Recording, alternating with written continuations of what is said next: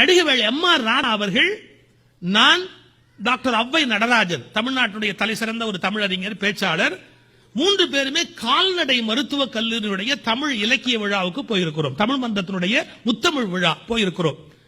சென்னையிலே அரசு கல்லூரி கால்நடை மருத்துவக் கல்லூரி இருக்கிறது. அதுல 3வது மாடியிலே கலையரங்கம். அந்த 3வது மாடி கலையரங்கத்துக்கு எம்.ஆர். ராதா அவர்களை படியிலே அழைத்துக் கொண்டு வருகிறார்கள். எம்.ஆர். ராதா வயது முதுமையினால் கஷ்டப்படுகிறார். அவர் முதுமையினாலே சிரமப்பட்டு மேலே படியேறி வருகிறவர் கஷ்டப்படுகிற போது மாணவர்களை கேள்வி கேட்டுக்கொண்டே வந்தார். நான் அப்படியே சொல்றேன், தப்பா நினைக்காதீங்க. அவர் சொல்றார், டேய் இன்னும் எத்தனை படிடா இருக்கு, வந்துட்டோம்.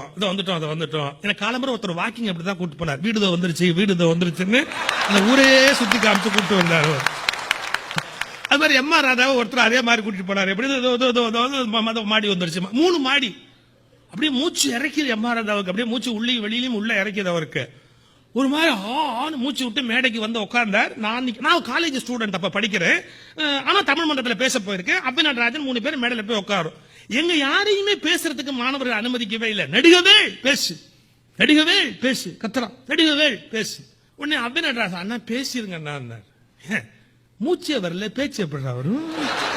எம்.ஆர். ராதா மூச்சே வரல, பேச்சு எப்படிறா வரும்? நடராஜன் நீங்க பேசுங்க, நடராஜன் நீங்க பேசு. அண்ணா பேச விட மாட்டாங்கண்ணா அப்படின்னாரு. பரவாயில்ல பேசு. நடராஜன் மேடைக்கு போனாரு. பசங்க என்ன பண்ணுவாங்க தெரியாதா? நடிகவேள் பேசு, நடிகவேள் பேச விட மாட்டேங்கடா. ஔவை நடராஜன் மிகச்சிறந்த பேச்சாளர், அதை விட மிகச்சிறந்த புத்திசாலி. அவர் சொன்னார், நண்பர்களே, அடுத்து நடிகவேள் பேசுவார் என்பதை அறிவிப்பதற்குத்தான் வந்தேன். அப்படியே டக்குன்னு அப்படி ஒதுங்கிட்டார். அவருக்கு மூச்சு முட்டுது. அப்படியே மேடைக்கு வந்தார் எம்.ஆர். ராதா. ஏய் நீ எல்லாம் படிச்சவனடா? மாணவர்களை பார்த்து கேட்கிற, நீ எல்லாம் படிச்சவனடா? வயசான கிழவனை 3 மாடிக்கு ஏத்தி இட்டுன்னு வரைய, நீ எல்லாம் படிச்சவனடா?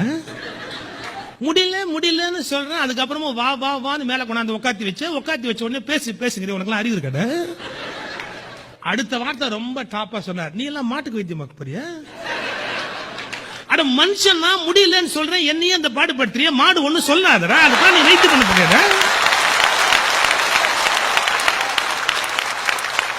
என்ன பாடுபடுத்துங்க? அடுத்த வார்த்தை சொன்னார், நடராஜ படிச்சவன். ஆனா எம்.ஆர். ராதா ஒரிஜினாலிட்டி. நடராஜா என்ன படிச்சிருக்க? அவர் சொன்னார், எம்.ஏ. PhD என்னமோ படிச்சிருக்கான். அவர் எம்.ஏ. PhD வரல திருப்பி சொல்றதுக்கு, என்னமோ படிச்சிருக்கிறார். அவன் படிச்சவன்டா, அவன் டாக்டர் நடராஜன். அவன் பேச்ச நீ படிக்கிறவன் கேட்க மாட்டேங்கிற, படிச்சவன் கேட்க மாட்டேங்கிற, நாடு உருப்பிட மாட்டேன் சொல்லிட்டு அடுத்த வார்த்தை சொன்னார், நான் நடிகன்கிறதுக்காக எனக்கு என் பேச்ச கேட்கிறேன். நடிகன் பேச்ச கேட்டா நாடு உருப்பிட மாட்டேன். என்ன திங்கிங் சார்? ஒரு நடிகன் பேச்ச கேட்டா நாடு உருப்பிட மாட்டேன். பல நாங்க மேக்கப் போடுறோம், லைட்ல நிக்கிறோம், எங்களை பார்த்தா பெரிய மனுஷன் மாதிரி உனக்கு தெரியுது. இல்ல நடிகன் பேச்ச கேட்டா நாடு படிச்சவன் கேட்க மாட்டேங்கிறேடா. நான் படிக்காத முண்டம், நான் சொல்றேன், நான் படிக்காத முண்டம் என் பேச்ச கேட்கறீங்க, நீ எல்லாம் நாடு உருப்பிட மாட்டேன். பின்னிட்டார் மனுஷன். ஆனா ஒரிஜினல் திங்கர் அவர். கடைசியா ஒரு வார்த்தை சொன்னார், இந்த ஆனாவனா படிக்கிறான், அது ஆனாவனா எவனோ கண்டுபிடிச்சான். ஆனாவனா கண்டுபிடிச்சான் பாரு, அவன் ஆனாவனா படிக்கல. ஆனாவனா படிக்கிறான், அது எவனோ கண்டுபிடிச்சான். ஆனாவனா கண்டுபிடிச்சான் பாரு, அவன் எதுவுமே படிக்கல. படிக்காதவன் கண்டுபிடிச்சது தாண்டா படிச்சவன் படிச்சுக்கினே இருக்கிறான்.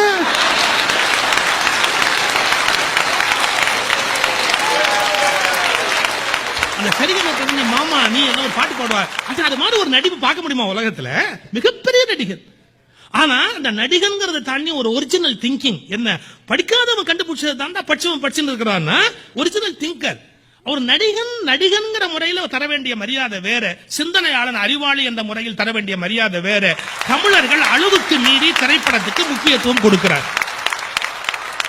நான் சொல்லுகிற வார்த்தை தவறாகவோ வருத்தமாகவோ இருந்தால் தயவு செய்து மறுபரிசீலனை செய்யுங்கள்.